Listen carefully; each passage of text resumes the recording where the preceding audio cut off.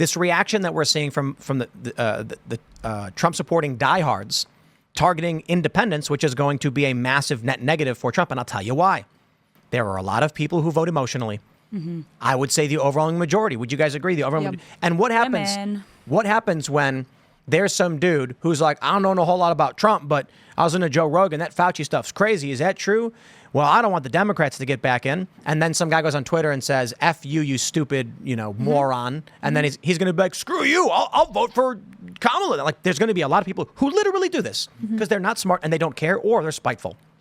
So right now, the strategy should be, like building alliances and being the party that accepts. I want to show you the aggregate polling right now. Kamala Harris is up 0.5. What do they say? They say, this is not true. I see. Look at all these polls showing Kamala Harris winning. And I hear from all the Trump supporters saying it's fake polling. We don't believe polls. So when the polling was favorable for Trump, everyone believed it. Now you don't. We don't have to trust polls. That's fine. They were wrong in 2016. But that was 8 years ago. So the pollsters have changed. If you don't want to believe me, if you do, entirely up to you. How about we go betting odds? The betting, this is Battlegrounds. Betting odds is here. Kamala Harris is beating Donald Trump 50.4 to 48.1. So in the betting odds with BetOnline, Betfair, Bovada, Buin, Polymarket, Predicted, and SmartGets, Kamala Harris is ahead in, I think all of them. She's tied on Buin and Bovada, and she's winning every other one. The one thing I can give Trump is he's got 1.4% in the battleground states, which is tremendous, and that's where it really matters. That's good news. But you cannot ignore that you're seeing these polls. You cannot ignore the betting odds. These are people actually wagering money because they think Trump's going to lose. And I'll lead off the opening of the segment with this. This is the famous comic that has been showed time and time again. It's a guy in the middle between the blue and the red and left and the right saying both sides make some good points. The blue dude pushes him. The red guy catches him and says, you all right? And he goes, yeah, thanks. And the Democrat blue guy says, why are you siding with the bad guys?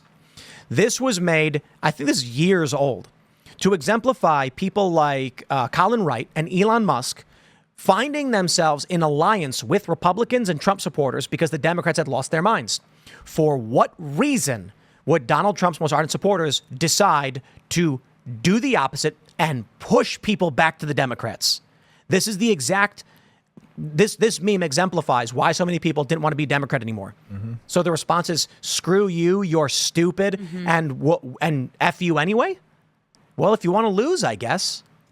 They could add another frame and push him back, and then another frame of the person just put Cat Turt's face on the guy. Just goes back and forth. Right. Just invert it, make the blue guy red, and then put Cat Turt's face on it, shoving him back to the Democrats. And just go on and on until people get fed up, and then that's where the nihilism with elections come in, and they're like, all right, well, screw it, I don't care. This is the kind of stuff attacking Joe Rogan that results in people who may have been like, I guess I'll vote for Trump, to go, I'm not voting for any of these crackpots. They're all crazy. Yeah. That's what I think the biggest problem for, both politicians is right now, to have people who are saying, I don't like either option. And the voter looks a little bit different for a conservative versus, Harris. Mm-hmm. Harris has an issue because, especially very pro-Palestine voters, those who are, feel really strongly that Joe Biden has mishandled that issue. Mm. They want her to call for an absolute ceasefire, right? Yeah. And to say no terms at all. And that puts her in a very difficult position if they stand by that, which some of them won't. Some of them will ultimately vote for the Democrat anyways. But if there's enough that are saying we're sitting this one out, or if RFK, because I ultimately think that RFK Jr. steals more Democrats than he does conservatives. He's stealing from both sides. From both, but I think it's more Democrats. It's more Democrat. Either way, the Trump voter, I think in if there are voters on the left that sit out for those reasons, the voters on the right will sit out because they're like, I don't know.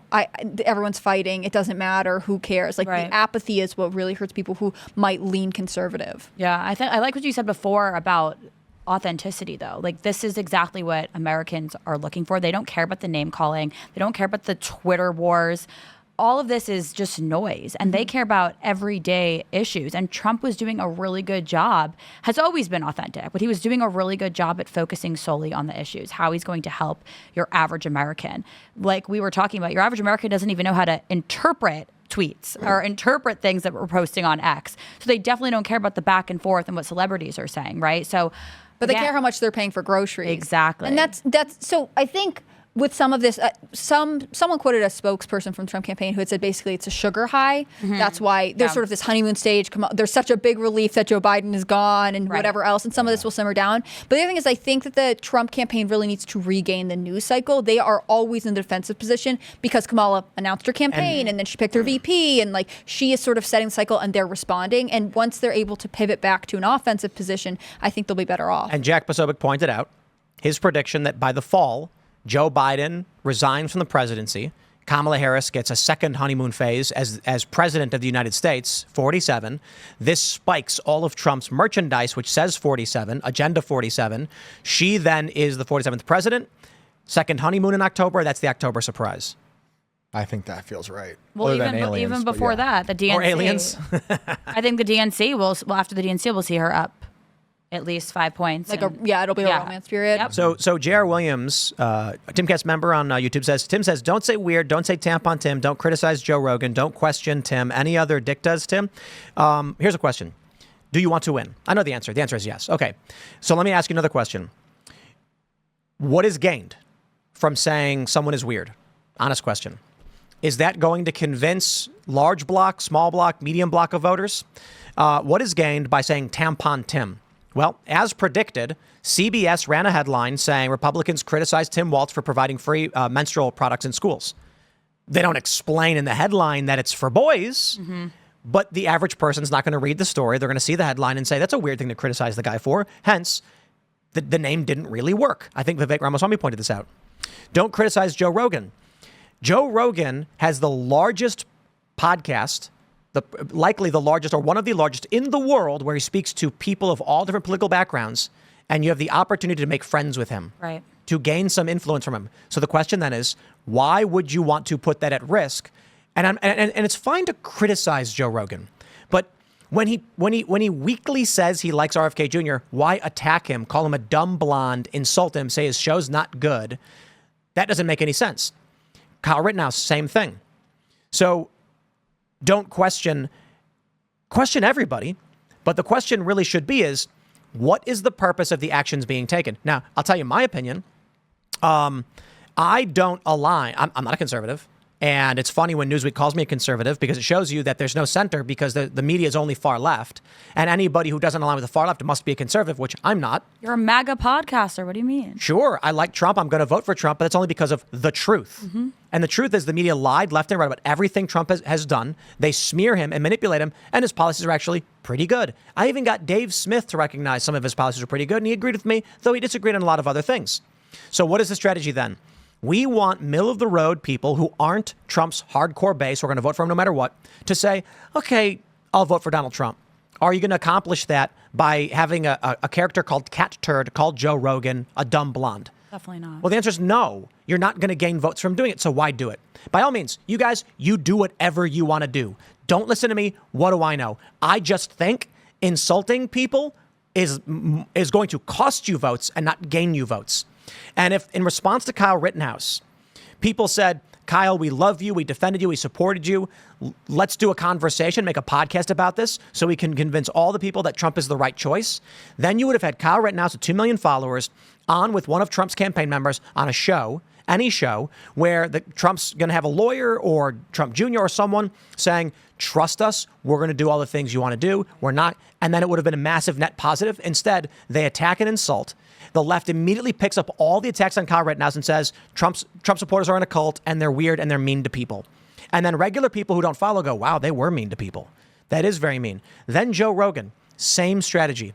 You can hate Joe Rogan, you can hate Kyle Rittenhouse, you can call him whatever you want to call him, but I tell you this, you'll lose votes from doing it.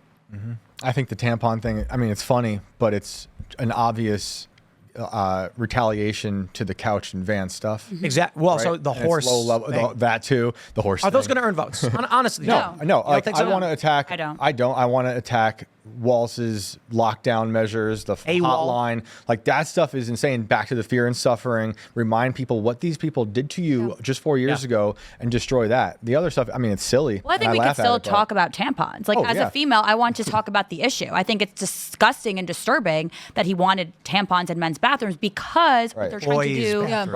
Right. It says so much about his ideology. It's like when people hear, oh, he's tamponed in, he put, tampons in public schools. There are some people who will say, like, that's good. there are young girls who this is a big distraction. They can't I would have loved focus. that free tampons. Right, Yeah. right. But that's not what he did. They're He trying to wasn't erase in service of women. He was in service of So transgender ideology. we can talk about the tampons, but we want to talk about the issue. Yeah, of course. This is a guy that wants to mutilate children's private parts. Right, like that's where we should be going. Like that's the language I want. Like you say exactly what this guy wants to do. He literally wants to mutilate your children. He thinks pornography should be in schools and put you away. And I agree with that. I would say, however, for a lot of people that comes off as not true. Right. And this has probably happened to you, I'd imagine, where you say, you do know this guy's in favor of, insert cause, and they go, that's not true. I don't believe Well, that's why I'm going to use your truth serum. But I from the still theory from earlier to get in their brain and be like, this is true. I still think that works better than Completely these agree. hashtags, because that's all it is, right? You're asking the question, why do we do this? Why is tampon Tim a thing? It's What does that mean as a meme to a voter who's unsure? And a lot of people are like, if you're not sure now, then you're crazy or whatever. They have panels. They have these group focus groups all the time where there are people being like, I don't know, I don't follow the news. Yep. And if you go to one of these guys and he's just like a regular, he works all day, he's a carpenter, he's gonna be like, I don't really follow the news. I like what Trump says sometimes, but he's kind of mean. And then you said to him, what does tampon Tim mean to you? He's gonna go, huh? And if you said to him, are you concerned about child sex changes? He's gonna go, huh? right. And if you said, have you checked your grocery bill lately? He's gonna go, it's ridiculous, it's outrageous. And then you say, who's currently in the White House? He's gonna be like, it's Biden and Kamala, and be like, I don't know, maybe Trump's a better choice. We can give that a shot, right? And he'll go, yeah, probably a better choice. That is gonna earn you votes. But look, don't listen to me. I don't care. Just do whatever you guys want. And then if Trump wins or loses, what do I know? Am I wrong in thinking some of these nicknames and memes and stuff should just happen organically? Some of it all feels, and this is true of the Harris campaign too. Some of it feels so forced that it's like, it's not having the impact they want because it's just kind of cringe. Imagine the Trump campaign didn't fire back. So they're putting this couch theory out that J.D. Vance had sexual intercourse with a couch. They're coming up with all these slogans. They're attacking the MAGA movement. The weird thing, which was the same deplorable tactic, the ultra MAGA, as if that's an insult to anyone, right? What if the Trump campaign just didn't even respond? What if we just stuck to the memes that basically show someone trying to fill up their gas tank, or the videos that show you reordering your groceries, and or she announces Waltz and he just tweets, who? Like, there are so many simple things that we without could having to do. do this that you could have done. Waltz, who is a great nickname. Yeah. Honestly. Yeah, There's better ones. I think Trump knows it better than everybody. What did he say? Lil Marco. Timmy, I'm telling you. He didn't say murderous Marco. He didn't say Marco, the man who marauded. No, he just said Lil. And it works. Low energy. Yeah. These are identifiers. They are very, very simple and easy to understand for the average person without knowing a lot about news. Yeah. So you want to think about that with Tim Walz or Kamala Harris. Crooked Kamala. We're done. cackling Kamala. Yeah. But crooked scares people. Yeah. Cackling is annoying. If you don't hear her talk, you don't pay attention to news, you'd be like, oh. But if you call her crooked. But these are the people that we're talking about that watch Joe Rogan's podcast again, right? To go back to that. And these are the exact people you don't want to alienate. We just had a viral clip of Joe Rogan saying Kamala Harris was the least popular vice president in history. And then he goes like this. And in a moment with his hands, he's I like, love that. Everyone just loves her and she's the greatest savior of the Democratic Party. Yeah. The response should have immediately been, wow, Joe, he's so smart. Man, you watching him, you guys are being real smart too. And then the regular people are going to be like, yeah, Joe was ragging on Kamala, that's for sure. Mm-hmm. What do you think these people are going to do? If you can't, if Joe is throwing you, like he's throwing you these layups, and then you don't take the opportunity and you swat him away, you're not going to score any baskets. When someone asked me about Kamala a few weeks ago, I sent him a Joe Rogan clip because it was the one where he has the guest on talking about her refusing to give DNA evidence to get a free guy out of jail. I'm like, well, here's a good example of why she's evil. Yeah. You know, like there's things that he said that you could use to help build your case against her. Mm-hmm. There's a ton out there that he said. Yeah. But no one, I don't know why we're not digging into that. It's because people, I think because a lot of it is Twitter's been monetized and people get more off of the hate and doing these little phrases. I think that some of the Trump ultra diehards are really scared Trump's going to lose. Yeah, I think they actually know some of these polls are correct. I think they're aware this polling is real, and they're sitting there kind of scared. I mean, maybe not. Maybe they're worried some of them might be. But I think Trump holding a press conference and addressing this specifically, talking about Kamala Harris, shows internally they have concerns about Kamala running a basement campaign and generating tons of support from celebrities, getting bumped in the polls and the betting markets, prediction markets. I think Trump's campaign is concerned about this. Like you said, Hannah Claire, they're trying to get the news cycle back and they're having a hard time. Mm-hmm. It's hard because, it's going to take something that is really disruptive. Mm-hmm. Like, I can't even think of anything, and I don't want to be too doom and gloom, but, if there were suddenly a natural disaster or something that everyone, both sides, have to say, we're putting down whatever we're working on. Don't you think that should have been the assassination? Well, it was, and and conservatives dominated news cycles. It was definitely liberal-leaning mainstream media that was responding to it. Then we went into the RNC, and there were all these really strong images of Trump. I mean, coming out with his ear bandage. They announced J.D. Vance. It was just hit after hit after hit, which is like the only thing that I think ultimately tips the scales to get Joe Biden to drop out. And that was how they, regain the news cycles. But they're, like you pointed out earlier, they've got Kamala's in. We've got our multi-state tour right now where they're saying nothing. And then they announce Walz. And then we go to DNC. And then they have sort of ended their automatic hold on the news cycle. These major events that basically establish a campaign have ended for both teams. Right. And that's when it comes back to policy. I think if you can shift the narrative now back to policy, that would be even better. But there is a chance that after the DNC, it becomes much easier to see sort of how these two are leveling out against each other. Thanks for checking out this clip from Timcast IRL. Make sure to watch the show live Monday through Friday at 8 p.m. Subscribe to this channel, and we will see you all there.